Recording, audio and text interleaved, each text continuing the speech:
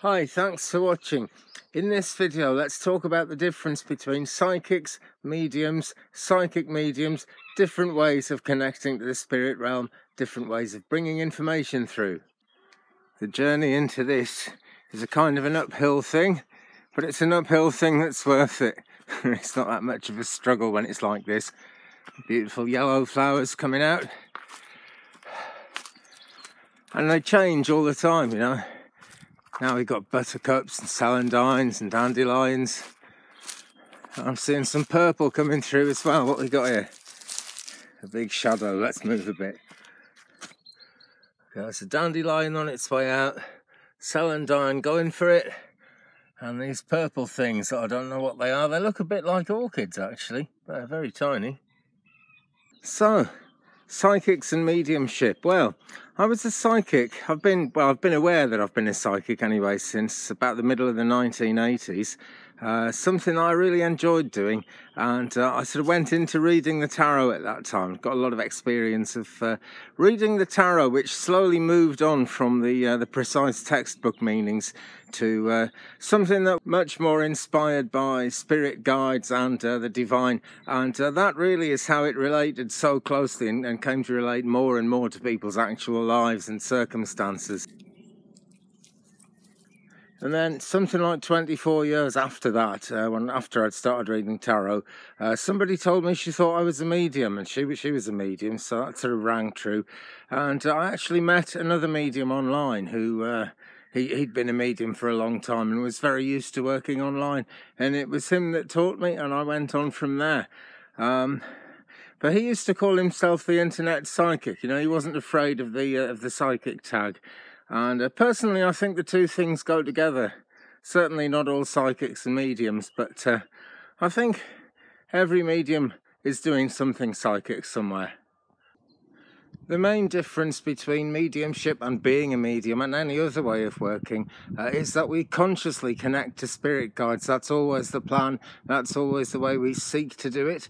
I was initially taught by my great sort of mentor when I began working online. It was on a site called Psychic Night many moons ago. And he taught me kind of, you know, just maybe do a reading with an oracle card. And I still read online the way he taught me to read online because it works really well. And he'd say, you know, pick an oracle card, hold it in your hand and see what comes to you. And the senses would come to me. It all began from there. It took me quite a long time to get tuned in. 2 or 3 years seemed to be about what it took with me to actually tune into the fact that I was always going to do it with spirit guides. Because prior to that, I had been working purely psychic and through the tarot as well. And when I look back to that, I'm sure there were spirit guides around when I was doing that as well. But it's something about the affirmation of actually saying, yes, you know, I want to be a medium. I want to use that gift within myself. And I want to lose my fear of seeing the future and of seeing the truth. Some Doreen virtuisms there from a chakra meditation, which I still listen to, actually. Because the truth is the truth, when all's said and done. Right, this is where I'm going to sit for a second. Very nice place to be. So the other side of the coin really is years later when quite often now, and for the last few years actually, when I've been reading online, I've started getting information coming as soon as I've picked the card deck up without actually picking a card out. There was a memorable night on Twig Brother when I was doing Twig Brother reading live, psychic mediumship oracle card readings live, which by the way, excuse me, which by the way I can't do at the moment because now you have to have 1,000 subscribers. So if you haven't subscribed, guys, get subscribing. More amazing spiritual videos coming up all the time. I'm always trying to think of new ones. I'm always out with my camera. More beautiful country visions like this, and also, yeah, that's it, chances to win as well, because it's a while since I did a subscriber giveaway. There is actually a crystal wand coming together, and that will be given away very soon, so get subscribing, guys. It's going to be worth it. Anyway, I've digressed. I'm always digressing, you know me by now, that's what I do. About the second or third time actually that I was doing Twig Brother live, I pulled a card because it's good with YouTube to pull a card even when no one's actually there on the chat yet. You know, it makes it more fun to watch the video of the live session afterwards when it's kind of on my channel for the rest of time. But yeah, I pulled a card and started reading it, and the first lady in the chat room could take that card, and so my guide knew who was coming in before I did, before she even got there. So, you know, tell me cards mean nothing after that to the spirit world. I'm sure they do. Some say it's because of the medium's ego that we do it in a psychic way, because then it feels more like we've done it. And all I can say to those people is, you know, if you try it, it's nothing like that, because I've got absolutely no idea who's going to come into the chat. I've got absolutely no idea who is going to even want a reading, who's going to email me, anything like that. And I don't know anything about anybody until we get to know each other. Except this one thing, we are always being drawn towards new friends and new people who become important in our lives, and so I know there are people coming towards me now, that there will be to you too, towards everybody who we need to have in our lives for one reason or another, or maybe they need to have us in their lives. It's usually mutual. But before starting any of the Twig brother thing at all, I had no idea who I was going to meet, and on the very first live session it became obvious that, like, garden plants, Mina D, Chrissy Crystal, Crystal Wood, lots of people actually. I shouldn't start naming people because I've left loads of people out already as it is, but you know, straight away it's people who seem to like what I do. And this one good thing about the crazy YouTube algorithm robot thing is it makes you specifically only do the thing you can do, and so that if that's the thing you like to watch, there's a synergy there, and it's brought people together. And so it's great, and I do feel a very strong connection. But I had no idea who was coming in, and to be linking straight to people's family guides, to be finding out the kind of information that they want to hear for the immediate future and maybe the long-term future, absolutely astonishing. But I guess it just comes down to what you call it. I tend to think of that as a psychic link, but I know it's divinely orchestrated. I'm sure it's divinely orchestrated. And if I had to say, is it spirit or psychic, I would go with spirit every time, because they are just super accurate. They know the most amazing things. The only difficulty is that they operate on this level of superhuman knowledge, and it takes a while to be able not just to tune into it, but to be able to digest it, you know, to sort of break it up into bite-sized pieces in your mind. And the information comes in quite slowly because of that. It just has to not matter too much what you call it, as far as I'm concerned, because I've had many good psychic readings from psychics where they've obviously been connecting to someone I know in the spirit world. They just, you know, they call themselves psychics. So where do you draw the distinction? Where do you actually draw the line?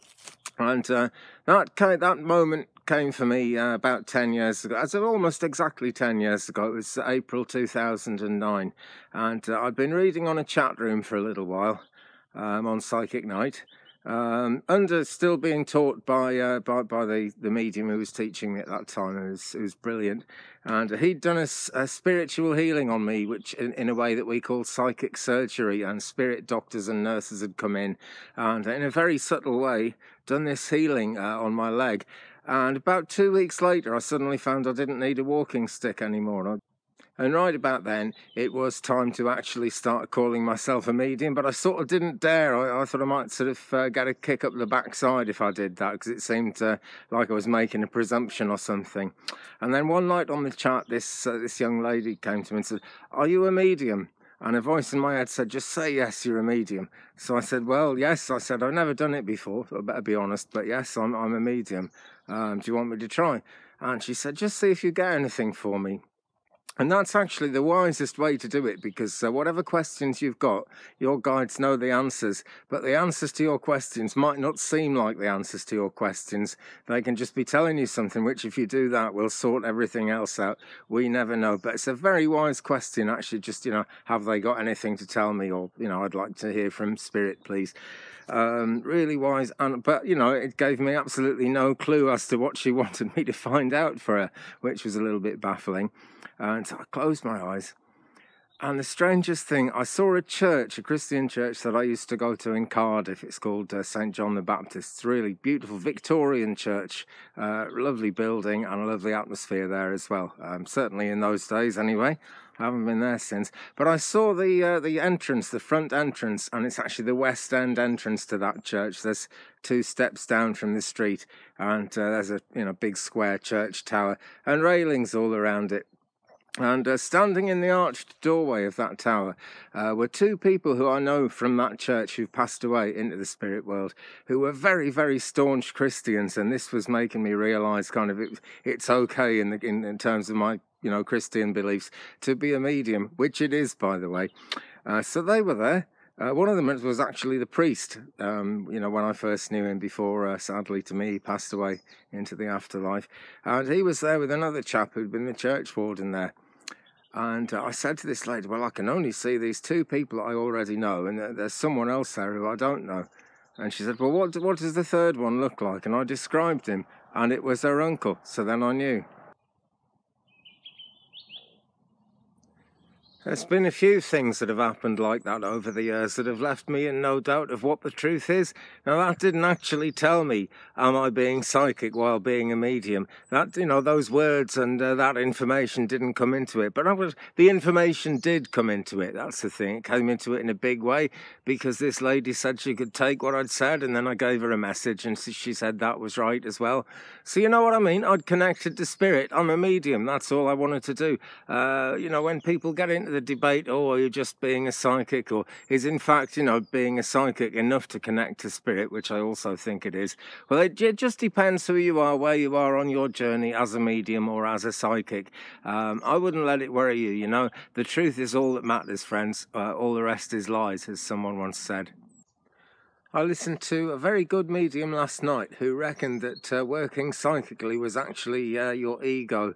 Well, I respect him. He's been a medium a very long time and he's very good at it and he's very well respected. So, I'm not going to question him saying that because that's obviously the truth for him. And it's a truth that works fantastically well for him as well. It was a brilliant night.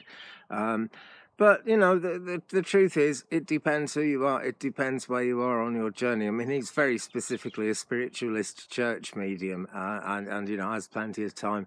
Myself, I'm more in the business of reaching out to people, and I don't care what name's on it as long as, the person in the spirit world that matters most to you, or at least somebody who knows them or knows what matters in this life most to you, is going to be able to come through and it's going to be able to help. That's what matters to me. The other thing that matters to me is you guys. So please do subscribe, tap the bell, keep in touch, give me a thumbs up if you've enjoyed it, and do leave a comment, friends, because we will share the journey. I get a lot of ideas for making the next video from what you put in the comments, so do let me know.